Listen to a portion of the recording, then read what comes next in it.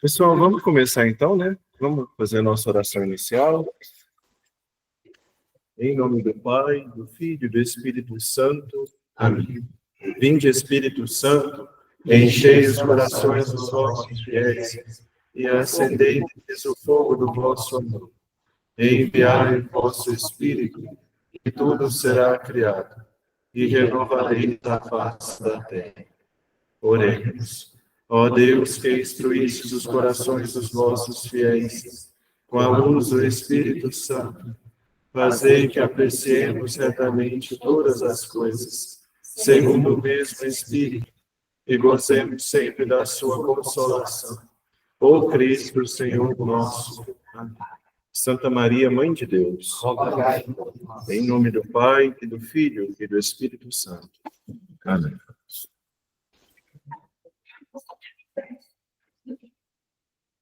Bem-vindos a mais uma aula, para a gente dar continuidade ao nosso conteúdo de Bíblia, né? Vou projetar aqui a tela.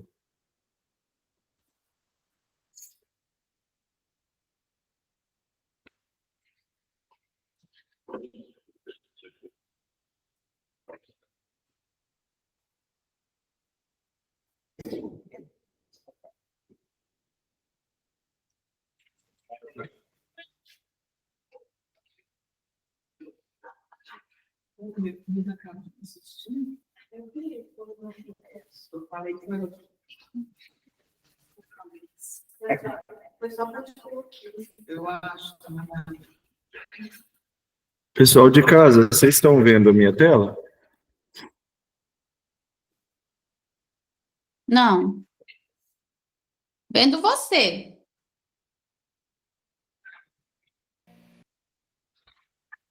Não Agora apareceu, sim. não? Agora sim. Agora deu. Ah, que ótimo. Então vamos continuar daqui, né? Que a gente falava sobre a última aula. Bem, nós vimos essa classificação dos livros bíblicos, e é uma classificação que a gente não pode não saber. Então nós temos o Pentateuco, livros históricos, livros sapienciais, livros proféticos, totalizando 46 livros. Quais são os deuterocanônicos aqui? Lá nos históricos. Tobias, Judite, Trechos de Esther, Macabeus, primeiro e segundo, né? Sabedoria, Eclesiástico, muito bem. E Baruque. Lembrando que Baruque era discípulo do profeta Jeremias. E ele também escreveu o capítulo 6, a última parte do... Ele escreveu a carta que está anexa ao livro de Jeremias, né? Uma outra coisa que eu ia falar com vocês... Ah, tá. É interessante o livro quinto, que está ali em Livros Sapienciais, Cântico dos Cânticos. Vou tirar aqui, senão vocês não enxergam. Para o judeu, gente, não tinha superlativo. O que é superlativo na língua portuguesa? Pode falar. É um aumentativo no grau máximo. Por exemplo, eu tenho um santo e eu tenho o santíssimo. Né? Santíssimo a gente emprega para Jesus, que é o mais santo. Eu tenho um belo e eu tenho belíssimo, que é o maior ou mais elevado grau de beleza. Né? Isso é superlativo. Para os judeus não tinha. Então, esse livro, Cântico dos Cânticos, era para ser no sentido de um cântico mais belo. Só que como eles não tinham, quase que um cantíssimo, né? Como não tinha o Cântico dos Cânticos. A mesma coisa. Não sei se vocês já ouviram falar desse termo, mas a gente vai tocar nele depois. Sabe o templo de Jerusalém que tinha lá, que Jesus visitou, que os judeus iam todos os anos? O templo. Lá ficava guardada a Arca da Aliança, onde estavam as tábuas dos 10 mandamentos que Deus deu para Moisés. E o cômodo que ficava essa Arca da Aliança era chamado de Santo dos Santos. Não tinha Santíssimo. Santo dos Santos. Então é isso. Só para a gente entender o porquê esse nome, o Cântico dos Cânticos, significa o cântico mais bonito. E a tradição diz que ele foi escrito por Salomão, para uma das suas esposas. Salomão, gente, tinha 700 esposas e mais 300 concubinas. Então, eram 1.000 mulheres. Imagina, né? Não sabia nem o nome. Mas isso nos revela uma coisa muito interessante, gente, sobre Nossa Senhora. Por quê? Imagina, com 1.000 mulheres, vamos tirar as concubinas, só pegar 700 esposas. Quem seria a rainha? A rainha era a mãe. Porque apesar de ter muitas mulheres, a mãe era uma. Então, na tradição de Israel, o rei tinha como rainha não a esposa, a mãe. E tem um salmo muito bonito que a gente canta na Assunção de Nossa Senhora, 15 de agosto. À vossa direita se encontra a rainha, com veste esplendente de ouro de Ofir. Majestosa, a princesa real vem chegando, vestida de ricos brocados de ouro. As virgens amigas formam um cortejo, então se dirige ao Palácio Real. Estava falando da mãe do rei. Então, por isso que a gente aplica a Nossa Senhora, isso é muito bonito. Se Jesus é rei, como consequência, Nossa Senhora é rainha. Começou tudo com Davi. Com Davi, com Salomão. O primeiro rei de Israel foi Saul. Eu já comecei essa tradição com Saul. Começou com Saúl. Depois Davi, depois Salomão. Os 3 primeiros reis de Israel. Então, tá? Novo Testamento, nós vimos a classificação, evangelhos, escritos de Lucas aqui, mas Atos dos Apóstolos, no caso, né? Para quem mesmo Atos dos Apóstolos foi escrito? Teófilo. Que eu disse para vocês que a tradução é aquele que é amado por Deus. Então, de certa forma, se aplica a todos nós. Né? As cartas de Paulo. Inclusive, gente, nós estamos no mês de setembro, que é o mês da Bíblia. Neste mês, a igreja no Brasil nos propõe para ler, número 1, Carta aos Romanos. Vale muito a pena ler, uma carta de 16 capítulos. Então, pensa, as cartas são muito curtas, né?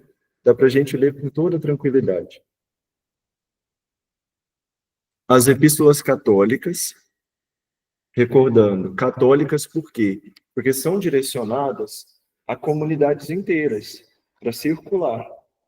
Enquanto as cartas de São Paulo eram endereçadas a pessoas ou a comunidades específicas, né? Cidades específicas. E Hebreus não é de autoria de São Paulo, segundo os biblistas modernos. Então, Hebreus é uma carta que a gente não sabe quem escreveu. E, por fim, o escrito de João, Apocalipse de São João, que é o livro que vai fechar as Sagradas Escrituras. Acredita-se também que tenha sido o último livro a ser escrito, quando João estava perto dos 100 anos, e ele estava exilado numa ilha, a ilha chamava Patmos. Estava exilado lá. Porque São João foi o único dos apóstolos que não morreu de morte matada, né? Morreu de morte morrida, de morte natural. E fechamos os 27 livros. Alguma dúvida sobre esses 2 pontos que a gente viu na última aula, sobre os livros? Não? Viu, né? Quais são os 3 primeiros reis que você mencionou? Os 3 primeiros reis, Saul,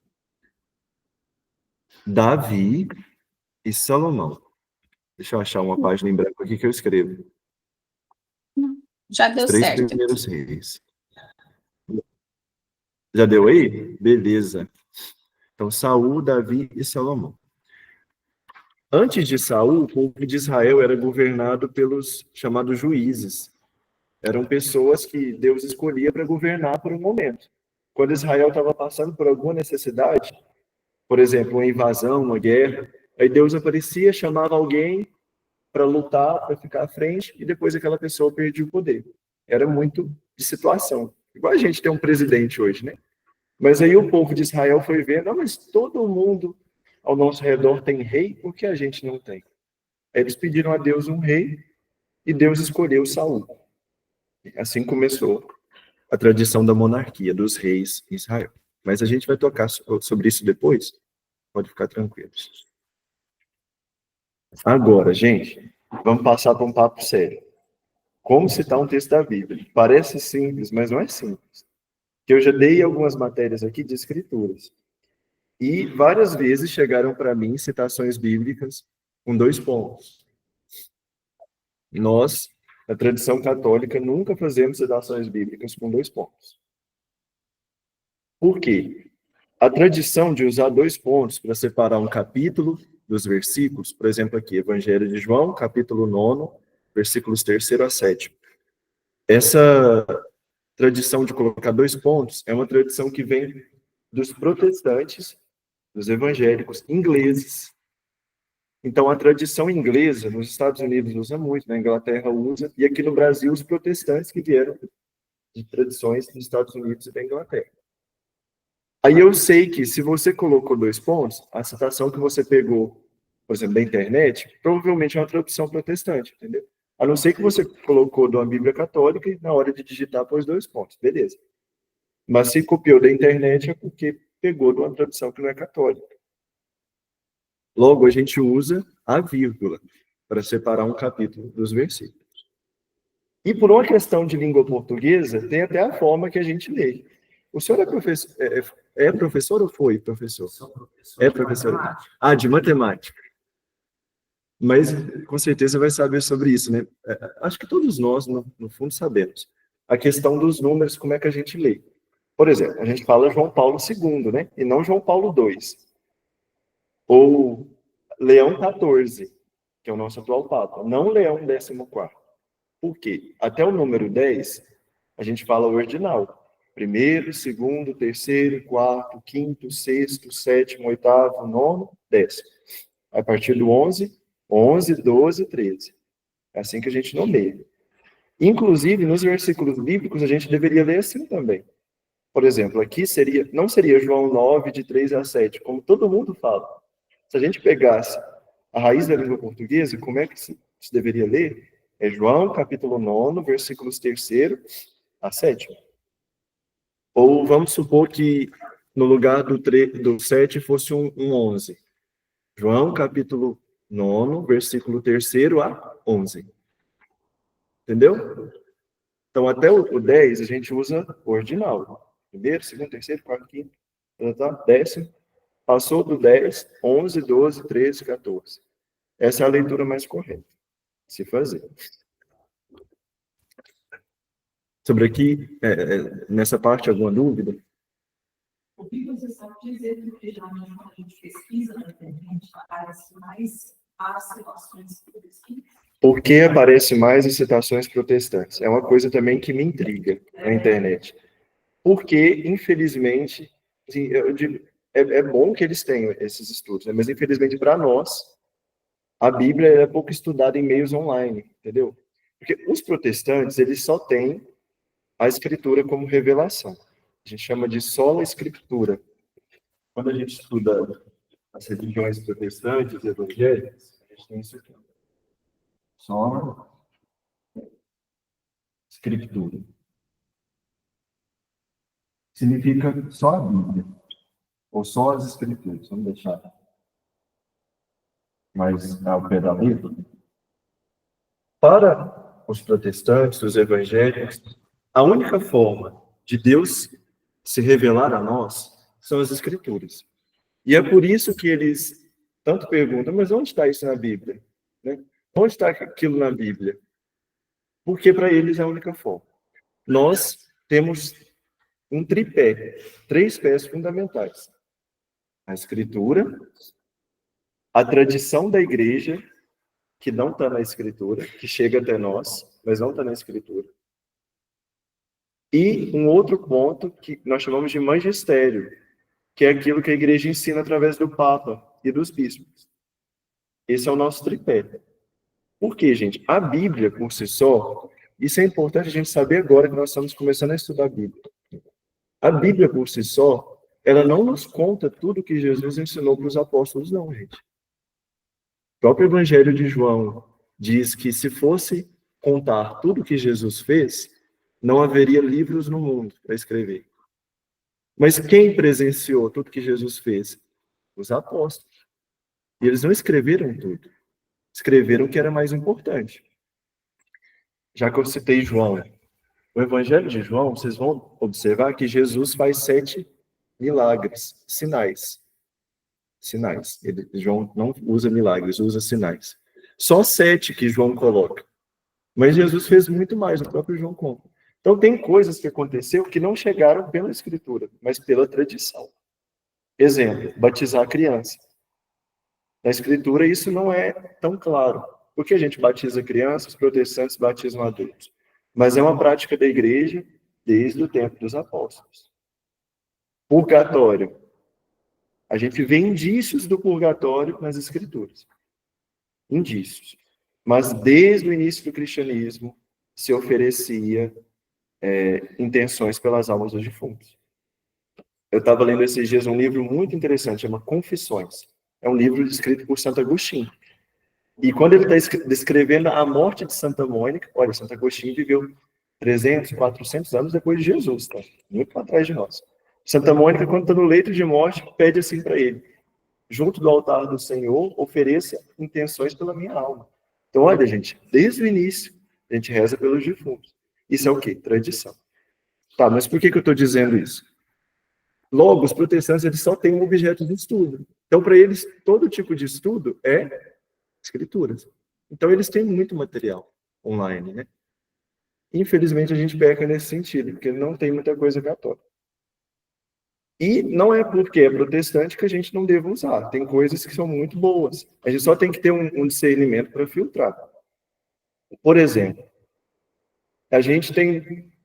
vocês sabem quantos discípulos Tiago, de nome Tiago, Jesus tinha? 2, né? Tiago maior e Tiago menor. Para os protestantes, na Bíblia existem 4 Tiagos. Os 2 apóstolos, um Tiago que para eles é irmão de Jesus, irmão de sangue, filho de Nossa Senhora, e um outro Tiago que é filho de Alfeu, porque é a interpretação mais uniforme que os protestantes têm. Mas já diverge com a tradição católica, tá vendo? Então, se eu pegar um texto sobre isso e eu copiar lá ipsis literis, vai dar problema. Uma outra coisa, comentei isso com vocês também, vamos ver se vocês lembram. Qual foi o último livro a ser escrito do Antigo Testamento? Não foi Apocalipse, do Antigo Testamento. Sabedoria. Sabedoria foi escrita por volta de 50 anos ou um pouco mais antes de Cristo. Mas os protestantes não consideram sabedoria. Para eles, o último livro ali, dentre os últimos a ser escrito, foi Esdras ou Neemias, que é cerca de 400 anos antes de Jesus. Então você está lá fazendo um trabalho bíblico, aí você cita lá, porque o último livro do Antigo Testamento a ser escrito foi o livro de Esdras. Erro grotesco para nós, que nós consideramos sabedoria. Então, essas coisas assim que a gente tem que ter um critério para filtrar, né? Para a gente não pegar a informação errada. Mas o que tem na internet, de um modo geral, dá para a gente usar muito bem. E ter esse cuidado aqui com as citações. Gente, pelo amor de Deus, os meus trabalhos, não coloca 2 pontos, não surto lá. Não põe 2 pontos, tá? Pode até citar errado, mas não põe 2 pontos. Foi outra coisa. Foi outra coisa. Vamos lá. Tem umas coisas interessantes também da citação bíblica, que são as diversas formas de se citar um texto. A primeira ali, vamos abrir no Evangelho de Lucas? Lucas, capítulo 2, versículos 1 a 3.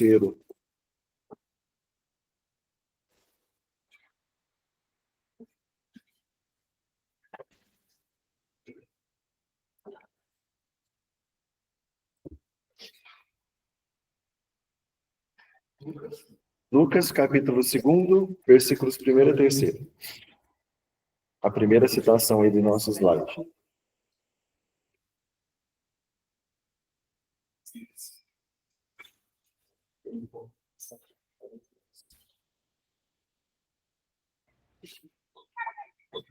Beleza? Sim.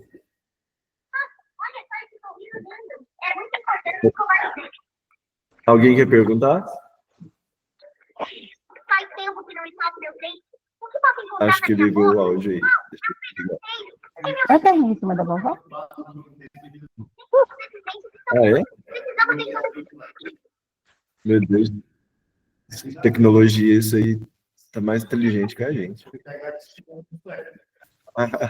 Deixa eu desligar aqui. É muito importante escovar os dentes.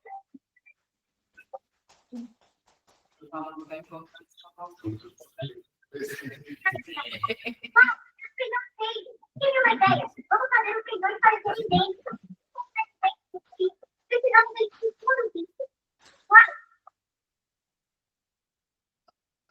Resolvido. Bora voltar. Olha, o primeiro aqui é o modo mais simples que a gente utiliza de citar, é o mais comum. Então, antes da vírgula, capítulo, depois da vírgula, versículo, traço, versículo final. Então, vamos ler aqui. Naqueles dias, saiu um decreto do imperador Augusto mandando fazer o recenseamento de toda a terra. O primeiro recenseamento feito, quando Quirino era governador da Síria. Todos iam registrar-se, cada um em sua cidade. Perfeito. Esse é o modo mais corriqueiro que a gente cita. Lemos, então, do versículo 1º ao 3º. Agora, ali, a segunda citação, Mateus, 1º a 5º, 3º a 9º. Seria o quê? O que vocês acham? Pessoal de casa, se quiser opinar também. Professor,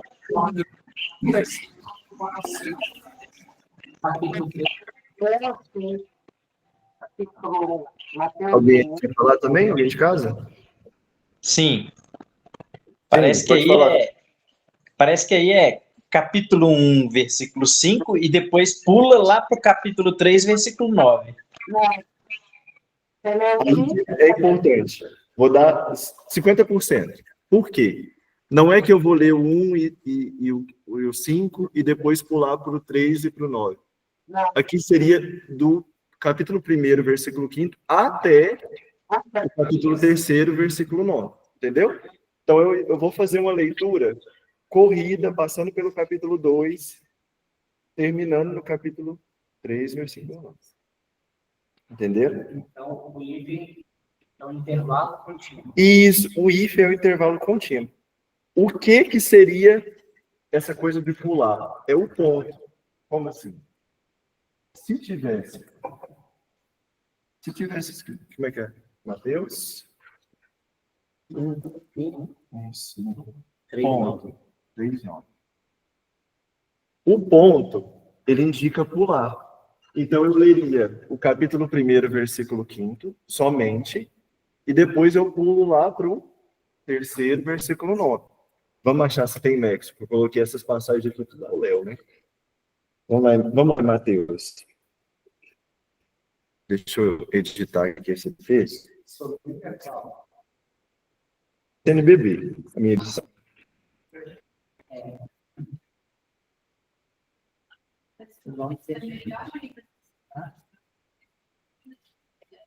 Então vamos imaginar que tivesse um ponto aqui. Então, eu leria Mateus 1º, 5º, que é assim, cadê?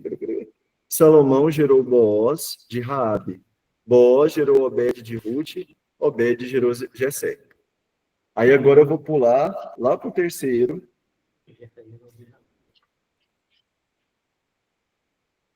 Jessé gerou o rei Davi, já está no 6º. Então, eu não leria esse. Agora eu vou para o 3:9. Não penseis que basta dizer, nosso pai é Abraão, pois eu vos digo, dessas pedras Deus pode suscitar filhos para Abraão. Então, esses dois eu leria, se tivesse o ponto. Mas como não tem, era um traço, significa que eu leria direto, todas as páginas aqui, até chegar no final. Já que nós abrimos nesse primeiro texto, uma curiosidade bíblica. Mateus aí, primeiro, fala a genealogia de Jesus, todos os antepassados, né? Tem aí algumas mulheres que são apresentadas. A genealogia no tempo de Jesus, gente, ela era feita só com homens. Então aqui, o pai, o filho, o neto, o bisneto, o tataraneto, não se citava mulheres. Era a cultura da época, né, que era totalmente patriarcado. Aqui, Mateus, ele inova e cita as mulheres. E, curiosamente, as mulheres, não é descendentes que fala, seria ascendente que está para trás? É isso? Porque descendente é os que vêm depois de mim, né?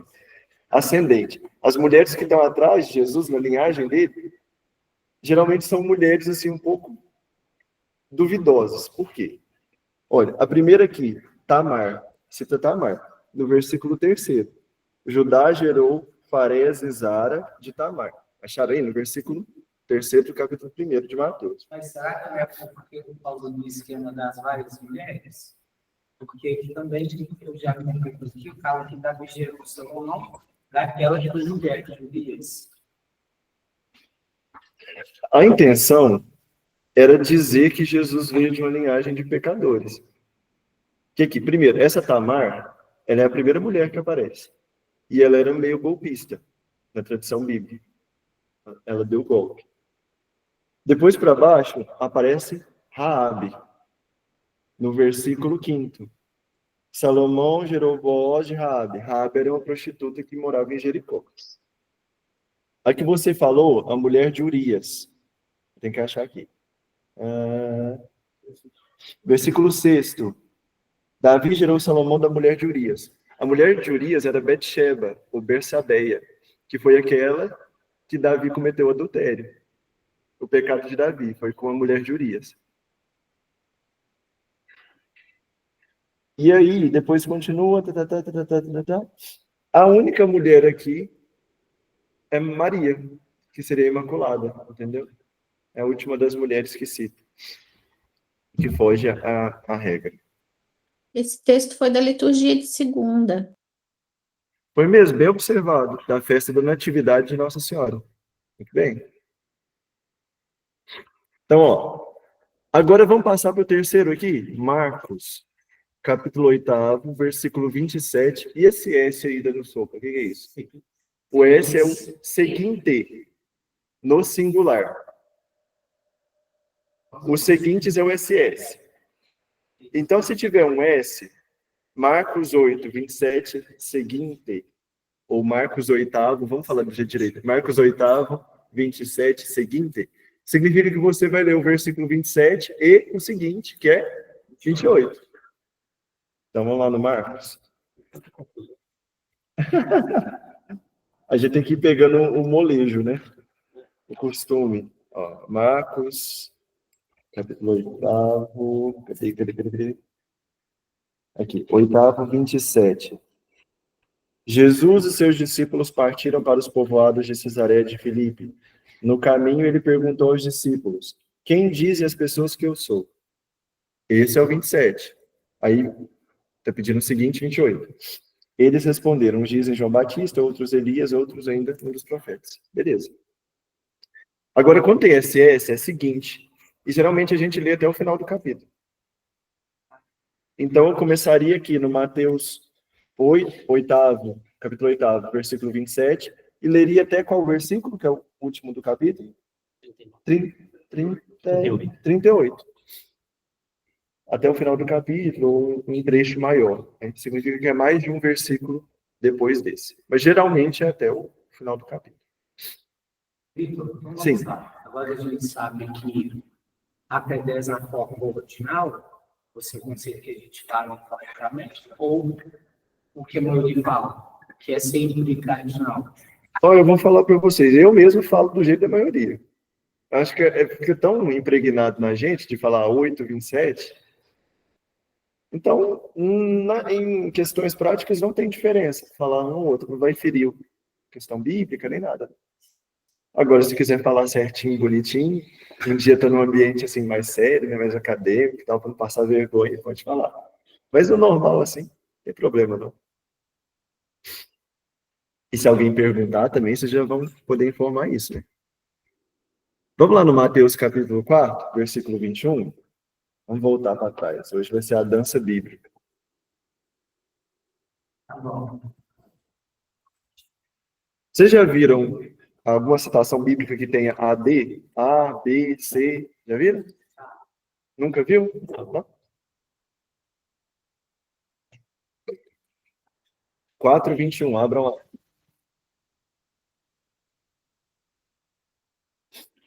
O que diz essas coisas? A, B e C. Às vezes, gente, o versículo, ele tem várias frases separadas por ponto. Se eu tenho A, eu vou ler só a primeira frase do versículo até o primeiro ponto. Se eu tenho B, eu vou ler a segunda frase do versículo. Só assim. Só a segunda. Por exemplo, vamos pegar aqui o texto. Mateus 4:21. 21a. Então aqui seria, prosseguindo adiante, todos acharam? Sim. Viu outros dois irmãos, Tiago, filho de Zebedeu, e seu irmão João. Pronto. A. Mas ali embaixo, se fosse a citação, Mateus 4, vocês observaram aqui que eu li só um pedaço, só a primeira frase do versículo? Não terminei o versículo? Se fosse Mateus 4, 21b, aí eu já pegaria direto ali. Estavam no barco com seu pai Zebedeu consertando as redes. E se fosse C, o que eu leria? Ele o chamou, que é a terceira frase que está aqui. Estão entenderam? Esse A, B, C, D, enfim, é para desmembrar um versículo, para dizer que você não vai ler o versículo todo. Mas no caso seria até um ponto, porque Uhum. no caso seria até um ponto, porque no caso da nossa Nós aqui é temos vírgula. É vírgula ou ponto O e A vírgula? é vírgula, o ponto, pegaram assim, olha que vírgula, você leu. Ele inteiro? E o chamou, mas nós temos ponto e o chamou o ponto de novo. Esse seria o B nosso. O seu C é o nosso B. Entendi. Aí isso é separado por vírgula normal. Sim. Nesse caso, eu falei o ponto, mas vocês podem considerar o término do sentido da frase, entendeu? O que a gente chama de orações, né? Por exemplo, aqui, ó. Prosseguindo adiante, vi outros dois irmãos, Tiago, filho de Zebedeu, e seu irmão João. Para vocês, tem vírgula agora. Isso, né? Isso. Tá vendo que aqui eu já terminei uma oração com sentido completo? Já tenho o verbo, proseguindo, viu? Aí aqui começa uma outra unidade de sentido. Falando não sobre Jesus que estava passando e viu, mas sobre o que esses apóstolos estavam fazendo. Estavam no barco com seu pai Zebedeu, consertando as redes. Aí a terceira frase já muda a ótica de sentido. Volta para Jesus. Ele o chamou. Então, aí, nesse caso, vocês podem olhar, pelo menos, a unidade de sentido como um todo, né? A oração em si. Então, você ficou na minha cabeça Sim. a questão dos Tiago, né? Que alguns evangélicos consideram irmão. Mas eu já li que o Tiago é filho de Maria de Cleofas, que é irmã de Maria. Então, esse Tiago é filho de Jesus. A tradição católica faz isso mesmo. A tradição evangélica diz que o Tiago, irmão do Senhor, que é esse aí, o primo, não é o mesmo apóstolo. Ele é diferente, ele é um parente. E depois até foi bispo de Jerusalém. Mas para nós é o seguinte, existem dois Tiagos. Um é irmão de João, filho de Zebedeu e Salomé. O outro, Salomé. De Alfeu. O outro é o filho de Alfeu. E esse Alfeu, ele tem dois nomes nas escrituras, Alfeu ou Cleofas, que era casado com a Maria de Cleofas, que a tradição católica diz ser irmã de Nossa Senhora. Inclusive, o Evangelho menciona que ela estava aos pés da cruz. Essa Maria de Cleofas, irmã de Nossa Senhora. Professor, Então, por isso que coloca Tiago, primo de Jesus. Né? Sim, pode perguntar. Fernando aqui. Sim. Então, eu escutei essa pergunta do colega do presencial aí, sobre a questão dos Tiagos, e fala que, na verdade era primo de Jesus, ou, em outras tradições era o irmão de Jesus. Uma vez, num curso que eu fiz, explica o seguinte, que na tradução do texto original para nós, né, porque no aramaico ou no hebraico, é assim que era a explicação. No aramaico e no hebraico, a palavra para o parentesco de irmão ou amigo ou coisa, às vezes não tinha uma diferença para tratar o irmão e o primo. Então isso aí acabou que gerou uma certa confusão na tradução e no que chegou até a gente. Então talvez, como a nossa tradição prega aí que o Tiago era primo de Jesus, irmão de Maria de Cleofas, aí algumas tradições entendem que era irmão como irmão, porque é a mesma palavra usada para primo, na língua deles lá, à época, era a mesma palavra para irmão e primo. Então isso gera essa confusão na gente hoje, quando a gente vai interpretar isso, essa situação. Foi o que eu expliquei, inclusive, numa aula falando sobre essa questão no grego, né? Porque no Antigo Testamento, foi escrito em hebraico, a palavra para irmão é ash. Ash significa irmão, primo, parente.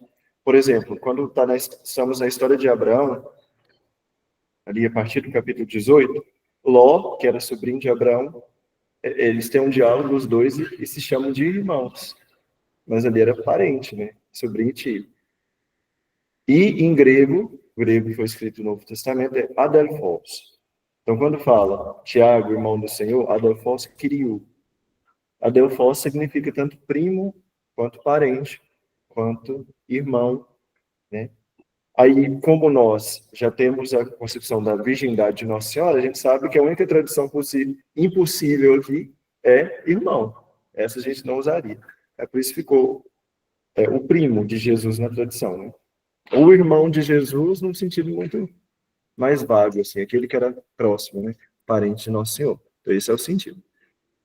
É muito... Essa coisa de tradução, vocês vão ver, gente, com o tempo do estudo bíblico, é muito complicado.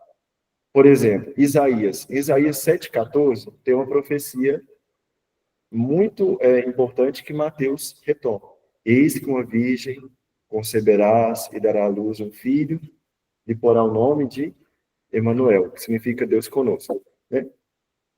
A palavra original que usou foi alma, que é donzela.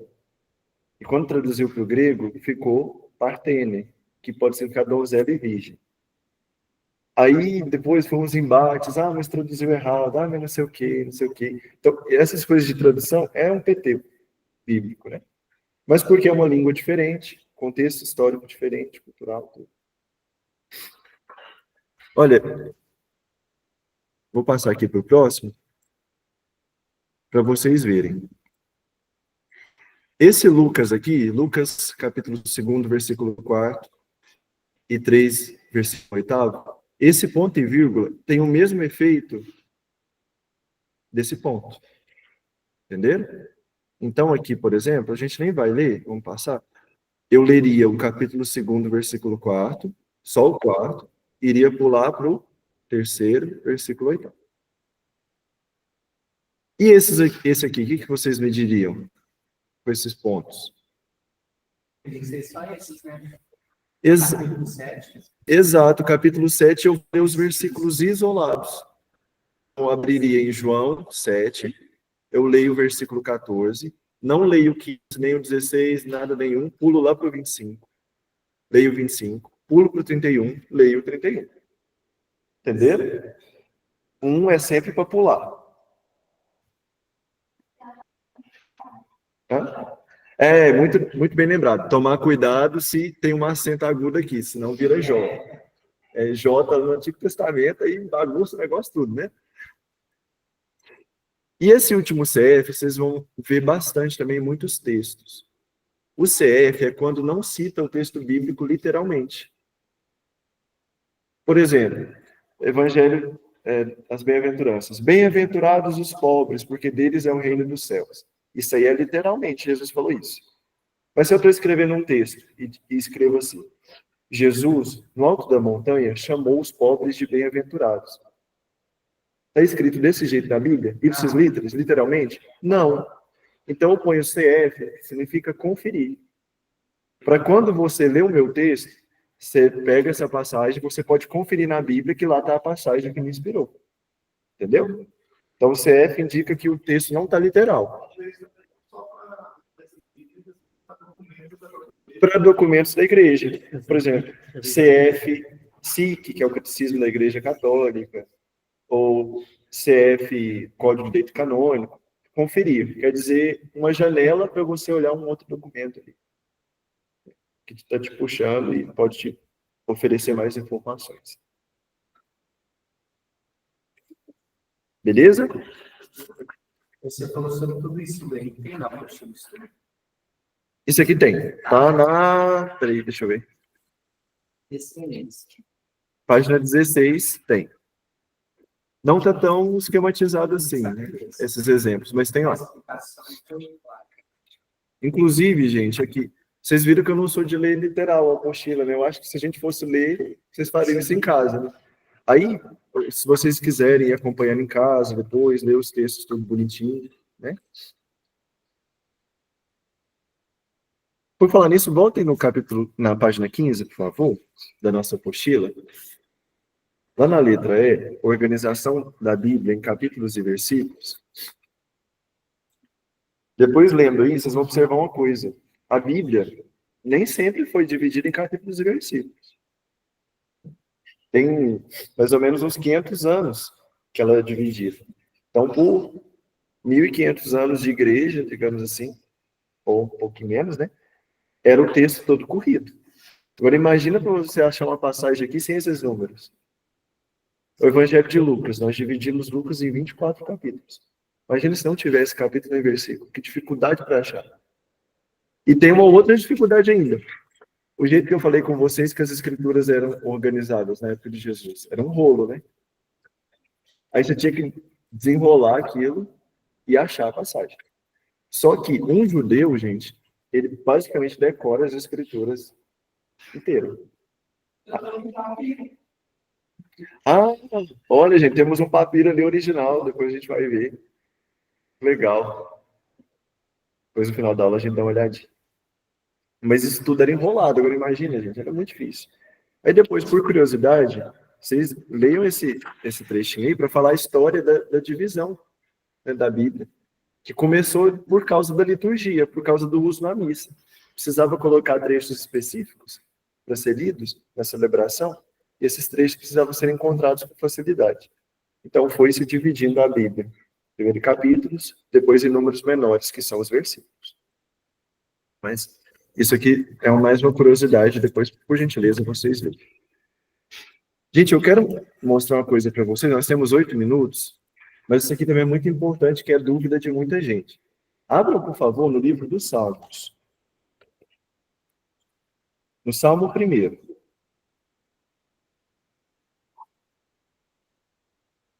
Gente, o livro dos Salmos é muito importante, aqui um parênteses, né, para a nossa oração pessoal.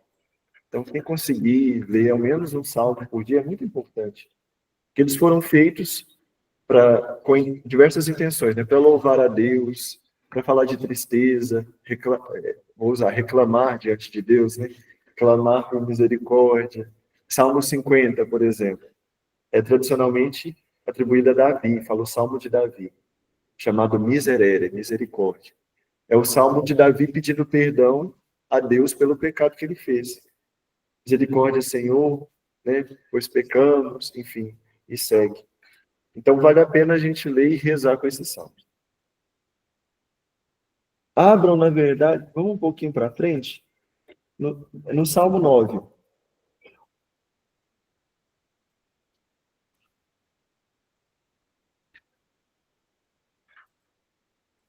Vocês observaram que a Bíblia ela começa a dar 2 números para o Salmo? Geralmente a partir do 9. Tem um número fora do parênteses e tem um número dentro do parênteses, não é isso? Que confusão é essa? Por exemplo, quando alguém fala assim, você já leu o Salmo 23? É tão bonito. Aí começa a recitar, o Senhor é meu pastor e nada me faltará, em verdes pastagens me faz repousar. Aí você fala, mas eu conheço ele como Salmo 22. É 22 ou 23? Ou o Salmo 90. Quem habita o abrigo do Altíssimo e vive à sombra do Senhor Onipotente, diz ao Senhor, seus meu refúgio e proteção. Mas eu conheço como Salmo 91. É 90 ou 91? O que é a questão? Deixa eu pular esses textos aqui. Aqui, por exemplo, eu peguei o 23, tá? 23 e 22. E é o Salmo, o Senhor é meu pastor. Eu peguei esses mais conhecidos, né? E aqui, 91, 90. Tudo é por causa de uma questão de tradução. Isso está na nossa apostila, na página 17. Bom, os salmos são citados segundo a numeração do texto hebraico, diversa daquela do texto grego dos 70, seguindo essa última também pelo texto latino da Vulgata. No livro dos Salmos, a numeração latina aparece entre parênteses. O que isso tudo quer dizer? Que língua foi escrita no Antigo Testamento? Hebraico. Está na ponta da língua. Hebraico. O Novo Testamento? Grego. Por volta do ano 300, antes de Jesus, ou um pouquinho menos, entre 250 e 300, quiseram traduzir o Antigo Testamento também para o grego, igual ao Novo Testamento. Por quê? Na época, o grego ele era o inglês, digamos assim, a língua universal. E os judeus estavam morando em várias partes do mundo. Os judeus foram perdendo a cultura de falar hebraico. Eles precisavam de um Antigo Testamento que fosse em grego, já que o Novo Testamento, ali no caso eles não tinham, né? Mas já que o grego era a língua universal, precisavam do grego. Aí traduziu o Antigo Testamento para o grego. E traduziu os Salmos também. Mas aí na tradução ficou algumas coisas diferentes. Por exemplo, aqui o Salmo 9 e o 10, o texto grego, que foi a tradução que veio depois, juntou eles no Salmo 9. Aqui, o 14 e 15, juntou os dois no Salmo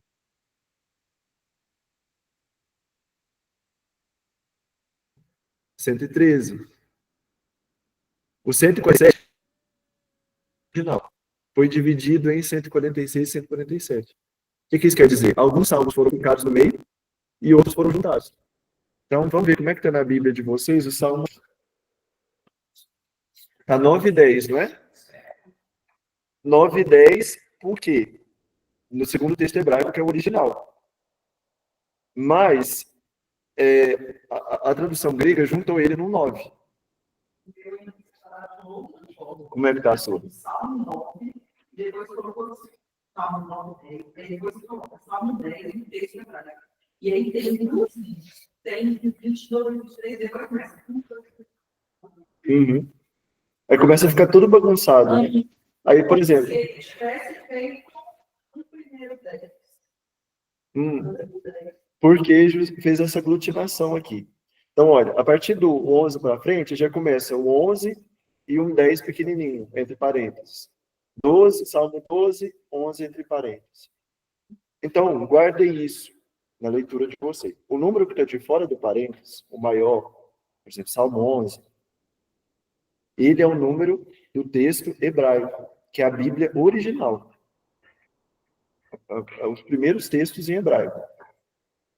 Agora, o número que está dentro do parênteses, o 10, que veio desses processos de juntar salmo, separa salmo, veio depois, na tradução do grego e do latim. O meu é o contrário. Ele colocou ele faz. Coloca entre parênteses o hebraico. Está escrito aí. Ah, não. Então vocês seguem o que a Bíblia está indicando. Normalmente, é isso aqui que tal. Deixa eu passar. O hebraico está de fora, normalmente, e o grego está de dentro. Aí, se a Bíblia de vocês der outra indicação, na Ave Maria tá 10 e hebraico 11. Entendi. Isso mesmo. Então, sim. E começa no 10, não no 9. O Salmo 10, como é que é?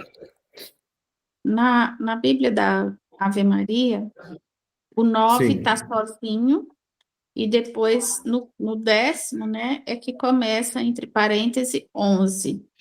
Então, o 10 está em letra maior, e no início, e entre parênteses, está escrito a referência do hebraico 11. E tá deixando claro aí que é o hebraico, né? Tá.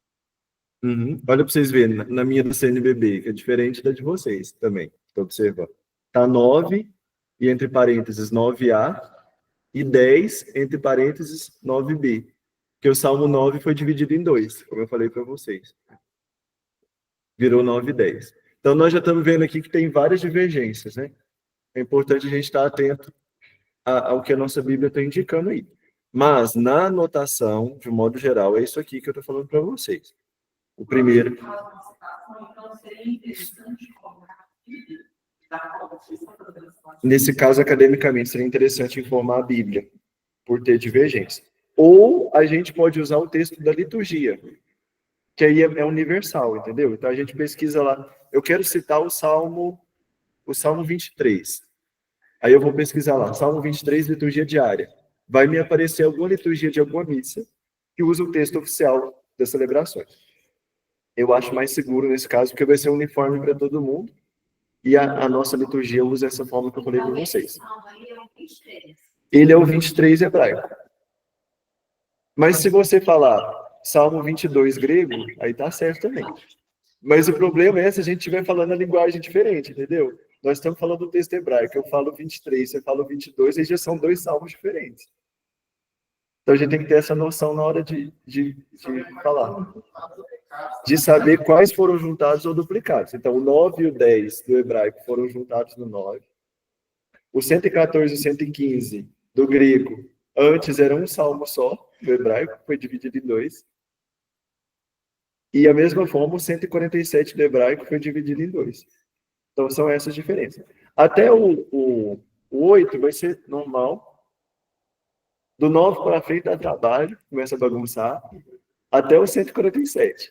Aí o 148, 149, 150 continua normal. Então tem essas divergências. Mas depois, na próxima aula, a gente retoma isso aqui. Tá bom? Pois é, a gente começa a citar os treinos, nem para desenvolver, né? Gente, obrigado pela aula de hoje, viu? Não, essa que eu tirei foto, ela é a TEB, a Tradução Ecumênica da Bíblia. Eu prefiro de todas a TEB. É a Bíblia do meu coração. Eu gosto das notas de rodapé. Muito interessante. Dá para fazer uns estudos bacanas. Gente, obrigado, viu? Qualquer coisa eu estou por aqui. E até semana que vem. Glória ao Pai, ao Filho e ao Espírito Santo, como era no princípio, agora e sempre. Boa noite a todos. Boa noite, pessoal de casa. Com Deus. Boa noite.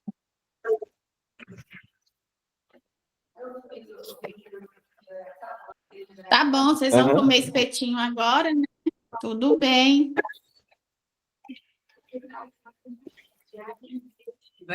Nós vamos jantar. Vai ser o jeito. Ah, entendi. A gente faz essa referência. Ah, legal. Uhum. Ave Maria de Deus. É interessante. Aí depois, na próxima aula, a gente vai recolher essas diferenças que a gente tem, para a gente achar um padrão nisso, né? Senão fica bagunçado demais, né?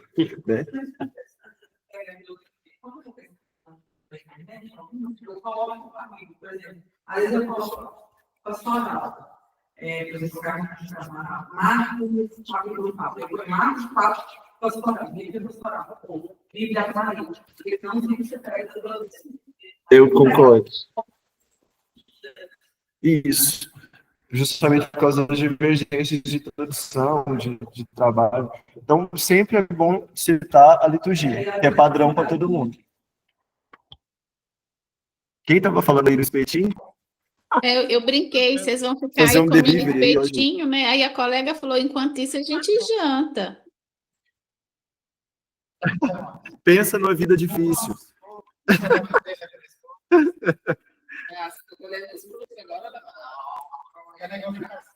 Gente, com Deus. Da semana que vem. Oi? Nossa, mas ficou linda. Maravilhosa. Eu vou dar esse daqui pro senhor. Obrigado. Eu não marco a texto pro senhor também. Eu tenho papiro também, só que eu acho que isso aqui é mais. Nossa, muito obrigado. Feliz demais. Isso aqui vai me ajudar muito nas aulas. Esse aqui é de verdade. Original mesmo. Você falou que você foi no Egito? Eu fui. Que bacana. Eu fiquei 10 dias. Nossa, é um sonho, hein? Muito obrigado. Mas eu acho que eu estava assim, observando agora que tem as aulas, né, que eu estou pegando, eu acho que eu teria aproveitado mais, porque a gente fica muito perdido. E é muito. Tem muito a ver. Eles citam muito passagens bíblicas. E a gente, quando conhece o contexto ali, tudo, você entra na história, né? Uhum. É tipo Egito, Terra Santa. Quando a gente vai, se a gente tiver uma noção bíblica. Teve algumas pessoas que na hora que a gente estava pegando para ir para o Egito, que estavam indo para Israel. Aí eles iam fazer os dois. Só porque eles estavam indo em Israel primeiro, depois eles iam para o Egito. Eu cheguei até aí no Mar Vermelho. Olha aí, que incrível. Aí, a história é é bem pequeno, assim, a extensão dele. Então, do outro lado, já era outro. Eu fiz também um cruzeiro que desceu o Rio Nilo. Nossa. Aí você vai descendo, aí você vai parando pelas ruínas ao redor, assim, ó. É muito interessante, muito massa. Você E é tem fotos? Tem. Um dia você pode trazer para mostrar para a gente. Uhum. É interessante o quanto as mulheres lá ainda são muito mal vistas.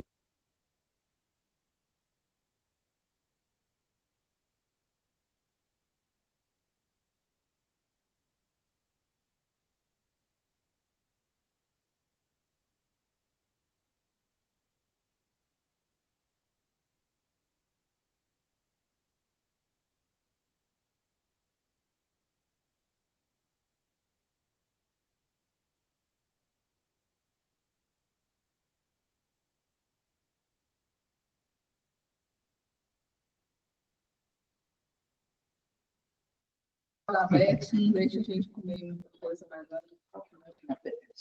Não, ok.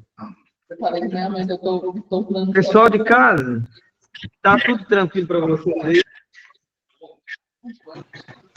Tranquilo e calmo, professor. Dá para ver, tá vendo a câmera bonitinho? Estamos vendo. Te vendo direitinho. Só tá saindo um pouco assim, tá meio travada a imagem. Pois é, senhor. Deixa eu ver o que é isso.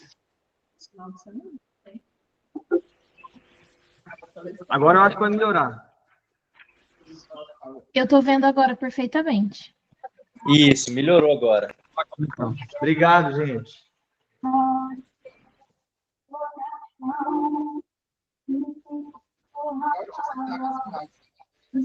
Tava tendo um Desperta JC aqui em Patos. Juntou todos os grupos de JC de encontro, lá na sede da Renovação de Marketing. Foi lá, só que eu não fiz bagunça não, foi só os jogos. Não, eu nunca fiz. Graças a Deus. Não, ele chamou para ser o apresentador, que fica chamando os palestrantes lá, sabe? Aí ele tem hora que tem, eu sempre chama a atenção também. Gente, quieto, pelo amor de Deus.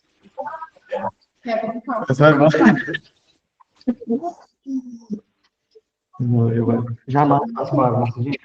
Eu sou o cara mais comportado que é. Vamos rezar aí para começar nossa aula de hoje? Em nome do Pai, do Filho e do Espírito Santo. Amém. Vinde, Espírito Santo, enche sobre os nossos fiéis. Enviai o vosso Espírito e tudo será criado. E renovareis a face da terra. Oremos. Ó Deus que instruíste os corações dos vossos fiéis, com a luz do Espírito Santo, fazei que apreciemos retamente todas as coisas, segundo este Espírito, e gozemos sempre da sua consolação. Por Cristo Senhor nosso. Amém. Ave Maria, cheia de graça, o Senhor é convosco. Bendita sois as mulheres, bendito é o fruto do vosso ventre, Jesus. Santa Maria, Mãe de Deus, rogai por nós, pecadores, agora e na hora de nossa morte. São Tomás de Aquino, rogai por nós. Em nome do Pai, do Filho e do Espírito Santo. Amém. E aí, gente, alguma dúvida sobre a última aula que ficou para trás? Algum comentário? Não? Tá bom, então, né? Gente, eu vou deixar passar para vocês que eu falei da última aula, quando a gente começou a falar do Sócrates, a gente vai fazer recapitular aqui, mas eu vou falar sobre o homem virtuoso, a questão da justiça, e eu falei, vocês lembram? Do diálogo, se um homem verdadeiramente justo viesse à Terra, né? Então eu vou passar para vocês, está grifado aqui, para vocês lerem a passagem na íntegra, para ver que é justamente isso, né? Nesse diálogo aqui de Glauco com Sócrates, ele fala, né, que se um homem verdadeiramente justo viesse, ele será açoitado, torturado, acorrentado e, no fim de tudo, crucificado. Vou deixar aqui para vocês lerem. Vou começar aqui com o Clodoaldo, nosso amigo do Chama Jovem. Gente, então vamos recapitular aquilo que nós vimos na última aula.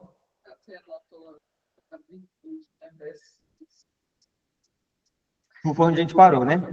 Ótimo. Só recapitular para a gente não esquecer de nada. Nos pré-socráticos, ainda, a gente fechou com dois grandes filósofos ali dos pré-socráticos. Estão lembrados?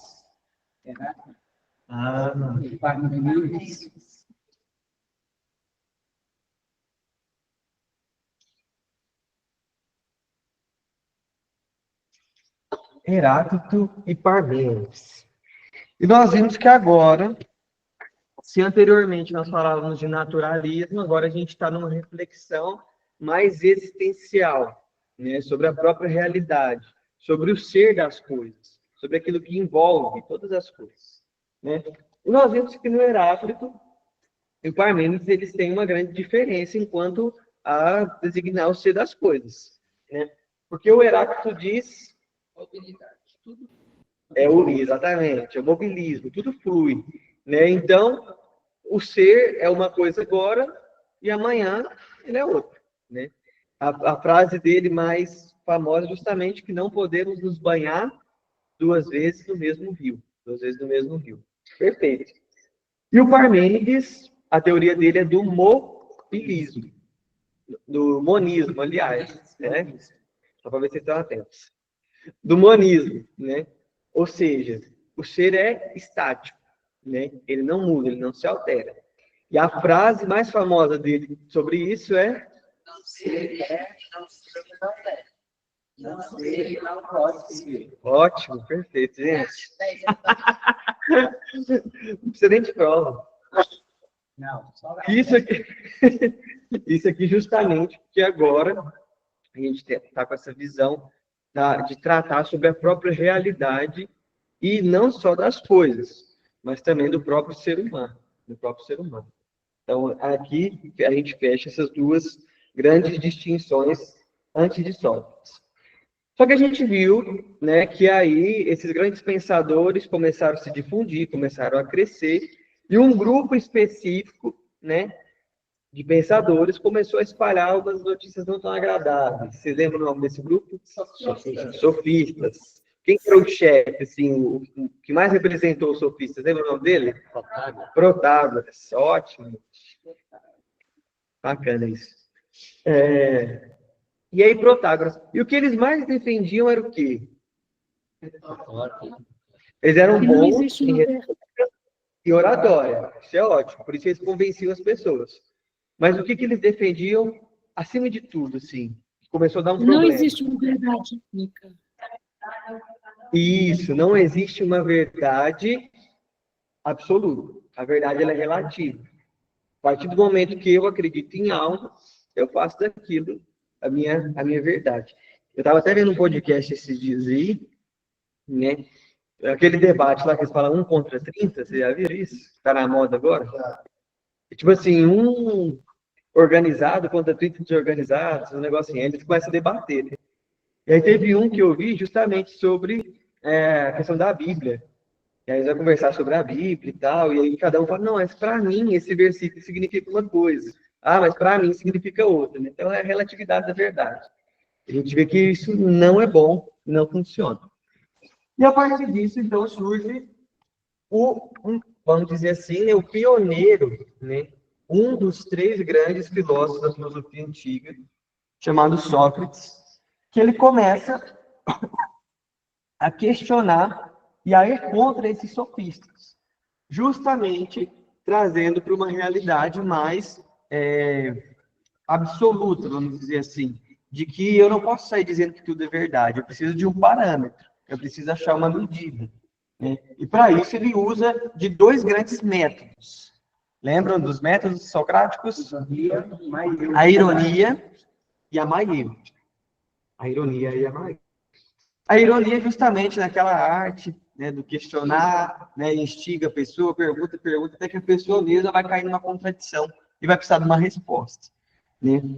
E a maiêutica justamente é o resultado da ironia. É quando a pessoa traz a ideia justamente para a mente. Né? É o pari ideia, se a gente for pegar na Índia.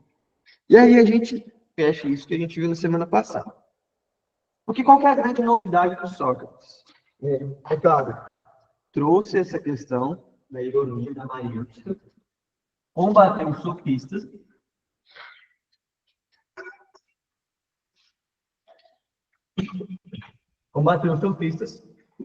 mas trouxe um tema que vai ser fundamental agora para a gente poder entender até a formação da sociedade, que é a diferença das virtudes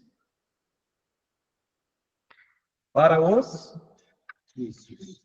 Os vícios. A diferença das virtudes e dos vícios. Por quê? Porque chega um momento, até mesmo trazendo para a nossa vida pessoal, que eu preciso, né, justamente trazer a verdade de algo. A verdade no sentido absoluto. Eu preciso de algo que seja universal. Para mim, para você, para o ser humano. Eu preciso de algo que seja universalizado, né?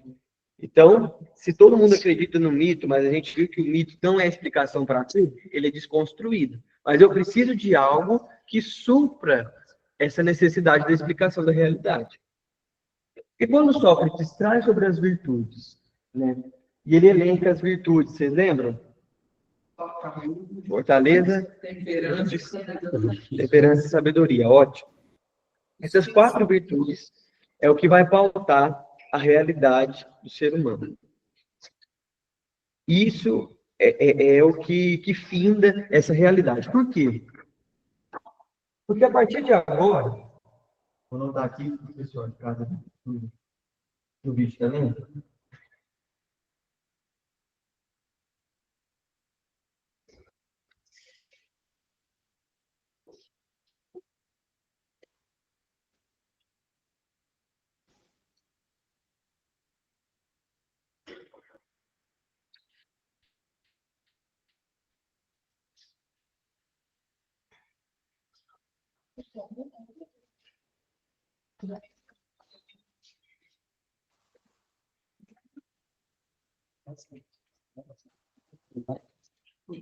Oi? Bem? Massa, né, gente? Depois a gente vai discutir mais sobre esse livro. Porque o que eu quero deixar claro para vocês aqui é que quando Sócrates ele elenca isso aqui, a questão das virtudes, isso vai servir para toda a explicação da realidade. Ser um homem, ser uma mulher virtuosa é o que vai justificar as nossas ações, né? Então, isso aqui é quando eu estou falando de pessoal, né? Depois a gente vai entrar em outros temas do Sócrates. Mas por quê? O que é a felicidade? Aí eu lembro da pergunta de vocês, né, que eu fiz para vocês. Inclusive, né, eu li de todo mundo, só que eu não consegui escrever bonitinho, porque eu recebi, acho que uns 80 arquivos. Né? Então, foi bastante coisa, graças a Deus. Mas quando eu me pergunto sobre a felicidade, é aquele exercício que nós fazíamos na última aula. Né? Mas a felicidade é quando eu tenho paz. Felicidade é quando eu entendo o que é a vida. E aí eu vou questionando isso,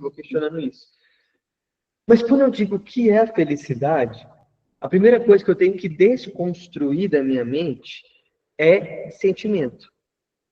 Percebam que toda vez que a gente pergunta alguma coisa, o que eu tento trazer para mim é o sentimento. Veja, quando eu pergunto o que é felicidade, é paz, é quando eu sinto paz. O que é felicidade? É quando eu acordo bem. Né?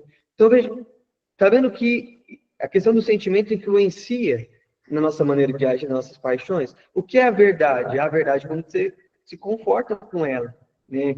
Quando algo que te confronta, né? Porque a verdade, para mim, é que, deixa eu pegar um exemplo aqui, a cor vermelha é a melhor cor do mundo.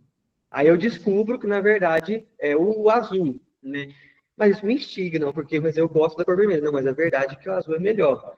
Então, veja que nem sempre, quando eu quero definir algo que é bom, o sentimento é bom. Está fazendo sentido para vocês?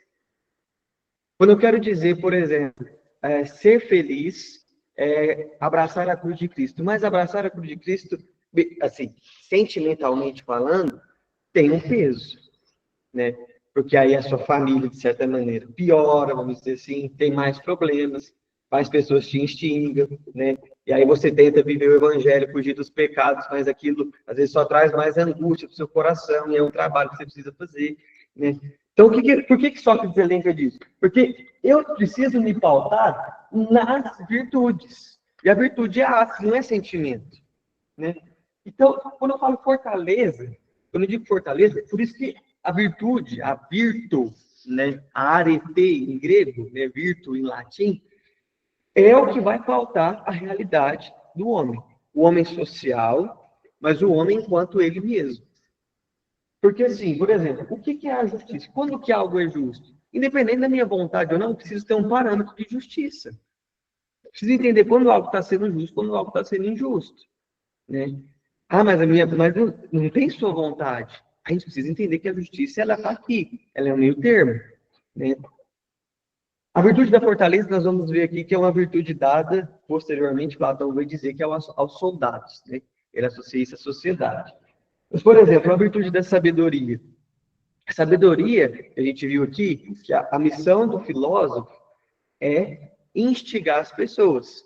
Então, a sabedoria não é aquilo que me conforta, mas é aquilo que me instiga, né? A virtude da temperança, que depois Santo Agostinho vai dizer que é a plenitude das virtudes, né? Que é o saber ser moderado.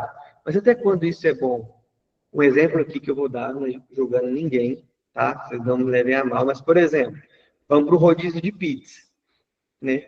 Geralmente quem vai para o rodízio de pizza sempre vai pensando numa competição, né? Nunca é só refeição. Aí, tá, eu tenho que comer 25 pedaços, eu tenho que comer 30 pedaços de pizza. Mas espera aí, né? Onde é que está o meio termo aí? Até onde isso vai te fazer bem? Então, veja, o Sócrates ele vai desconstruindo essa visão de que para eu me sentir bem, para as coisas serem boas, não depende do meu sentimento. Não depende do sentimento, mas depende da minha maneira de agir. Depende da minha maneira de agir, como eu enfrento as questões da vida. E aí ele responde, por exemplo, o que seria felicidade, né? Na verdade, isso vai ser para tudo, né? O que seria felicidade para Sócrates? As virtudes. Quando que eu vou ser feliz? Quando se pratica as virtudes. Mas a felicidade, ela só está no bem praticado das virtudes? Sim. Não, mas quando eu pratico, por exemplo, a justiça, quando eu tenho que ser justo, isso me dói. Mas é aí que se encontra a felicidade. Tá na sua maneira de entender que mesmo que algo pareça ruim, é bom. Por quê? Porque eu estou sendo virtuoso, justo. Então, eu entendo, olha, essa visão de Sócrates é muito boa. Ela é muito boa. E isso aqui serve para tudo, né? A gente tem alguns tópicos, por exemplo, mais para frente, né? Mas então, o que é liberdade para Sócrates? O que é ser livre para ele? Praticar as virtudes. Eu só sou livre quando eu sou uma pessoa virtuosa. Só sou livre quando eu sou uma pessoa virtuosa. Ah, mas você não seria escravo de suas virtudes? Não, porque o sentimento de estar nas virtudes não é um sentimento de prisão, mas um sentimento de liberdade. Parece confuso, mais ou menos, né? Mas está fazendo sentido? Vocês estão entendendo o raciocínio? Às vezes a gente tem que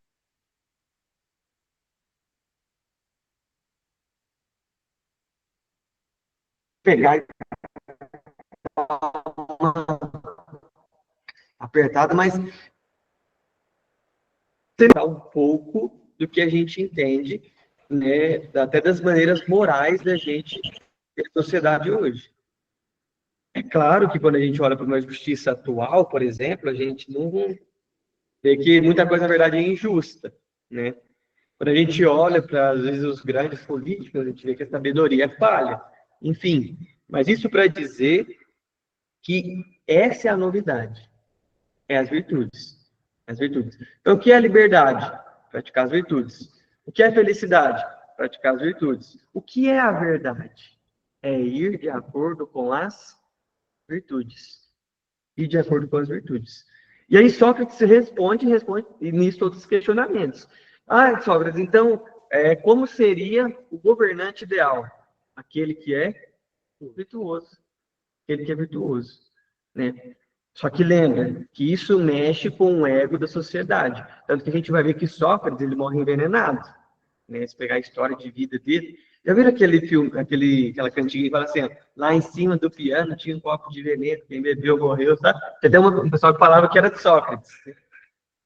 Mas é porque justamente isso, quando Sócrates começa a pregar isso para as pessoas começam a falar assim, não, de fato, a sociedade não é assim, e de acordo com os deuses não é assim, e de acordo com os sofistas não é assim. Ele começa a converter um tanto de gente, e essas pessoas começam a afrontar o governo, e o governo sentencia Sócrates a morrer, né? A ser envenenado. Só que o que mais é interessante nessa história, né, é que eu resumo para vocês, é claro, mas é porque Sócrates, ele poderia ter escolhido fugir, por exemplo. Mas ele escolhe beber do veneno. Porque ele diz, olha, se o governo está pedindo, né, e eu quero ser um homem virtuoso por completo, mesmo na injustiça, eu escolho ser justo. Loucura, né? Loucura. Mas interessante, essa é a novidade. E o que é o vício? É tudo aquilo que vai contra a virtude. Então, o vício é tudo aquilo que vai contra a justiça, aquilo que vai contra a sabedoria, aquilo que vai contra a temperança. E ele fala assim, ele sintetiza tudo isso nessa palavrinha aqui.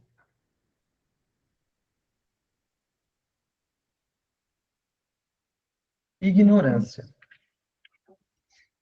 Mais uma vez, não é naquele sentido que a gente xinga os outros, não. Nossa, mas cara ignorante, né?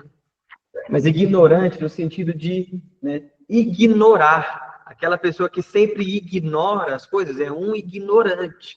Então, a partir do momento que eu ignoro as virtudes, eu caio no vício. Eu caio no vício. Vejam, por exemplo, vamos pegar compulsões alimentares que alguém tem. A gente falou de vício de pizza. Né? Então é isso. Celular, né? Nossa, estou viciado, estou 4 horas vendo um Reels aqui. Eu já estou viciado. Por quê? Você foi contra a temperança. A temperança não é a modéstia, você moderar, fazer as coisas.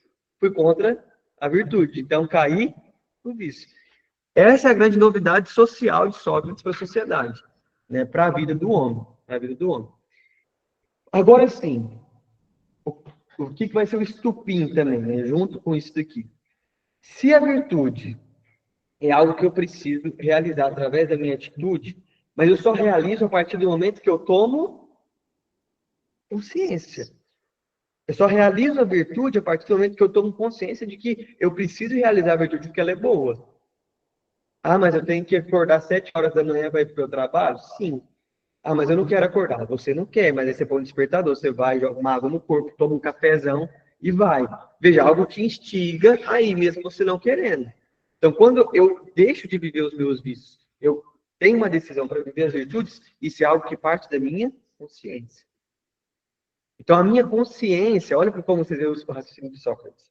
A minha consciência, ela é a geradora das minhas atitudes. Então, o que é o homem? O homem é a sua própria consciência. O homem é a sua própria consciência. Né, que ele chama de psique, na página 16. Né? Ele chama de psique. O que é a alma? O que é a alma? Né? Alma.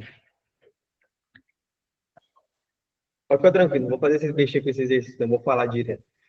Porque, entenderam o raciocínio que eu fiz aqui, né?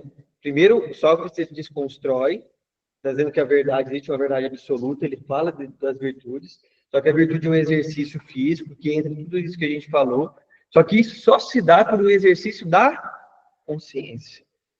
Da consciência. Né? Da minha mente. Então, o homem é a própria mente.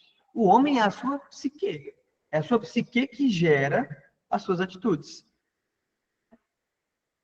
Confuso?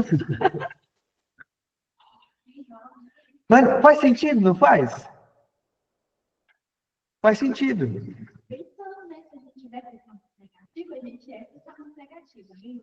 Não, não nesse sentido. O homem é a sua consciência, porque o homem é a sua mente, não porque, por exemplo, eu tive um pensamento negativo, então eu sou uma pessoa negativa. Não. Não, tudo bem. Quando eu quero dizer que o homem é a sua mente, é porque, assim, a nossa mente gera todas as coisas. Nesse sentido. Né? Mas não porque eu tenho pensamento negativo aqui agora, mas espera aí, se eu sou alguém virtuoso, por mais que eu tenha pensamento negativo, minha atitude precisa ser negativa. Entendeu? Então, eu sou a minha mente porque é a minha mente que rege tudo. Ela está num exercício frequente, entendeu? Porque quando as negativas acaba que parece que não é que atrai, mas não são muitas. Mas acaba que parece que as coisas parecem que. Aí quando uma das suas pensamentos. Ok. A gente pode pensar dessa maneira, sim. A gente pode pensar dessa maneira. João, eu tenho uma pergunta, tudo bem, né? Boa noite a todos. Pergunta não, fiquei presa numa questão quando você fala que a gente precisa desconstruir os sentimentos. Por exemplo, quando a gente foi responder sobre a definição de felicidade, a primeira coisa que a gente faz é falar do sentimento. Isso aconteceu com o meu texto. A primeira coisa que eu fiz foi isso mesmo. Eu achei isso muito bacana. Mas eu não estou conseguindo, não é separar, é entender sentimentos e virtudes. Você pode me ajudar, assim? Eu posso. Vamos voltar então. É assim mesmo. Veja, ó, as virtudes, elas são atitudes, certo? Então, elas são externas. Veja, eu só consigo praticar essas virtudes, elas são visíveis quando nas minhas atitudes concretas. Vamos pegar um caso aqui, por exemplo, né? A senhora tem um filho, 2 filhos, um exemplo, né? Aí a senhora ganhou uma caixa de bis. Uma caixa de bis. Vem, só um exemplo, tá, gente? 10 bis na caixinha. O mais ideal não seria dar 5 para cada um, né? Para a gente ser justo, se eu amo igual aos meus 2 filhos. Então, veja, é uma atitude externa. A virtude é algo que eu pratico de maneira externa. Agora, o sentimento, ele é totalmente interior, né? É algo mais espiritual, vamos dizer assim, algo que eu sinto.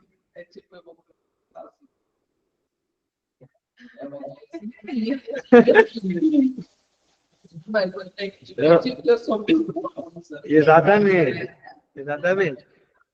Mas é nesse sentido, a virtude ela é atitude. Agora, por exemplo, vamos lá, a senhora é chefe de justiça lá no tribunal, né? Aí a senhora tem 2 pessoas lá na sua frente. A senhora não gosta de nenhuma das 2. Mas uma das 2 a senhora precisa soltar, né, no julgamento. A senhora tem as provas lá. E uma das provas mostra que aquela pessoa é inocente. Ah, mas eu não gosto dela. O meu sentimento é que aquela pessoa é ruim, eu não gosto. Mas a prova está dizendo que eu preciso soltar ela. Então, para eu ser justo, o que eu tenho que fazer? Soltar a pessoa. Então, veja, a minha atitude foi diferente do meu sentimento. A minha atitude foi diferente do meu sentimento. Então, veja, o meu sentimento não pode reger as minhas atitudes. Por isso que aí, quando eu falei para vocês da felicidade, né, eu não posso entender a sua felicidade como aquilo que me faz bem interiormente, né? Mas é algo muito maior do que isso. É algo muito maior do que isso. E é claro que a gente pode sempre trazer esse exemplo para a igreja para a gente poder entender. Porque é os próprios sacrifícios. Né? Por exemplo, ficar sem comer carne na sexta-feira, que é o que a igreja pede. Aí você vai ter um churrascão lá. Pô, meu sentimento na boca chega a virar um corvo. Né? Ver a picanha lá. Só que aí a minha atitude, por exemplo, enquanto cristão, católico, seria não comer carne. Então, veja, que o meu sentimento não rege a minha atitude. Né? Mas para eu ser virtuoso, eu preciso agir. Independente do meu sentimento. Né? Ficou claro agora? Mais ou menos? Ótimo. Sim, ficou ótimo. Obrigada, João. Então, tá bom. Então, aí agora sim, ó. Então, os vícios é tudo aquilo que vai contra a virtude. Né? Tudo aquilo que vai contra a virtude. Certo? E a partir disso, a conclusão é que o homem é sua própria mente. Porque a mente pensa, né? A mente ela tem o poder de agir. Ah, eu não quero levantar para trabalhar. Mas a sua mente fala assim, tem que levantar. Você dá um jeito, você dá conta de levantar. Ah, não dou conta de levantar para rezar com 3 dias. Mas você falou que ia rezar uns 40 dias. Então, levanta e reza, meu filho. Né? Então, é desse jeito, né? Mas eu falo assim, o homem é sua mente, porque a mente rege todas as coisas. Só que aí Sócrates pergunta de novo. Ironia, né? Como que isso veio parar na minha mente? Tudo bem, a alma, né? Mas é algo mais além, né? Se isso está na minha mente, mas eu consigo fazer chegar na sua mente também. Mas, peraí, que transfusão de alma é essa? Existe isso? Né? Como que ele chega a essa conclusão? A alma, para Sócrates, ele vai chamar de daimon, uma palavrinha grega, que significa eu. Eu vou falar de eudaimonia, por exemplo? Não, né? Eudaimonia significa felicidade, né? Então, por exemplo, é o estado da alma, né? Então, a alma, para Sócrates, aqui ainda não é algo muito concreto, né? Ele chama de daimon como algo que está junto da mente. Então, não preocupa muito com isso, não. Tá? Não preocupa com isso. Agora, depois você preocupa. Mas é por causa disso, né? Então, aí a pergunta, como que isso chega na minha mente? Como que eu penso isso? Né? E aí, Sócrates, né, para a gente finalizar, ele vai dizer que existe algo para além. Uma inteligência ordenadora que rege todas as inteligências, todas as mentes. Que hoje, é claro, a gente pode querer entender por Deus. Mas Sócrates nunca falou que é Deus, tá? Vocês podem achar um monte de livro, o Deus de Sócrates e tudo, né? Mas esse Deus de Sócrates é essa inteligência ordenadora, que ordena todas as coisas. Então, isso só pode estar aqui na minha mente porque se tem algo para além. Então, precisa ter alguma coisa de fora desse mundo, alguma coisa para além desse mundo que fez com que eu pensasse isso, entendeu? É o que Sócrates pensou na época. Então, todo esse exercício para chegar à conclusão de que o homem e a sua mente só é feliz, só é livre se pratica as virtudes. Só chega à verdade se pratica as virtudes. Tanto que tem algumas pessoas que falam que se Sócrates não tivesse tomado o copo de veneno e ficasse mais um bocado de tempo pensando, ele teria chegado à ideia de Deus igual nós cristãos. Tem uns que dizem alguma coisa nesse sentido, sabe? Só pelo exercício da mente. Porque nós conhecemos a Deus, vocês também na teologia, pela revelação. Correto? Então, Deus se revela a Adão e Eva, Deus se revela a Abraão, né? Então, a gente conhece a Deus pela revelação. Alguns dizem que talvez Sócrates poderia ter conhecido a Deus só pela razão, e não pela revelação. Imagina? Mas, enfim. Podemos fechar essa pauta? Pode? Então, assim, entendeu o que é virtude de vício? É tranquilo, porque o resto a gente destrincha disso. Né? Por exemplo, se eu perguntar na prova, o que é felicidade para Sócrates? Praticar as virtudes. O que é liberdade para Sócrates? Pronto. Mas para Sócrates, tá? Para Sócrates, guarda isso. O Platão vai mudar. Vai mudar. O Platão vai mudar isso aí.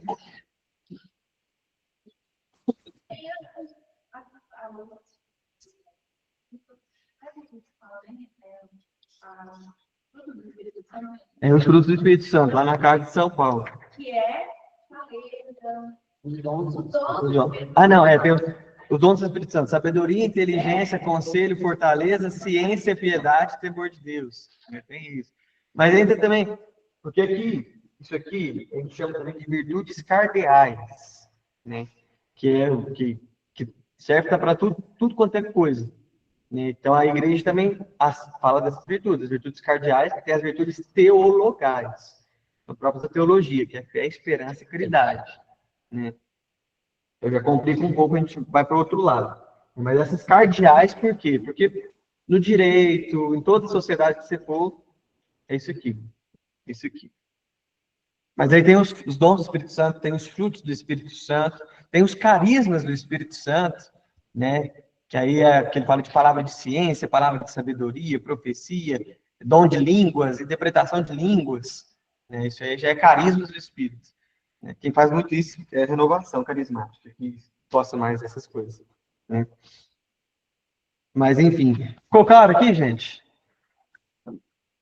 Queria abrir mais parênteses assim, para a gente conversar, mas o tempo é pouco. Né? Aí eu então...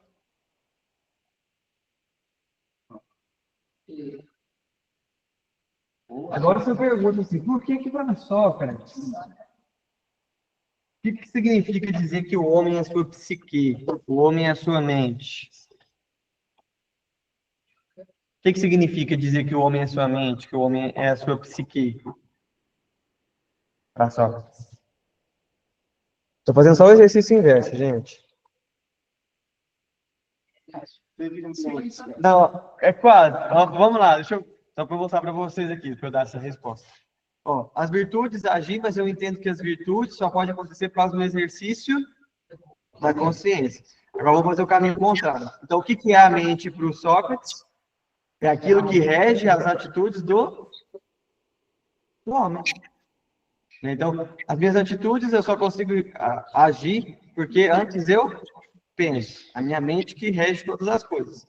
Aí você pergunta, o que que é a mente, então? Quando Sócrates fala homem sua psique, o que que isso significa?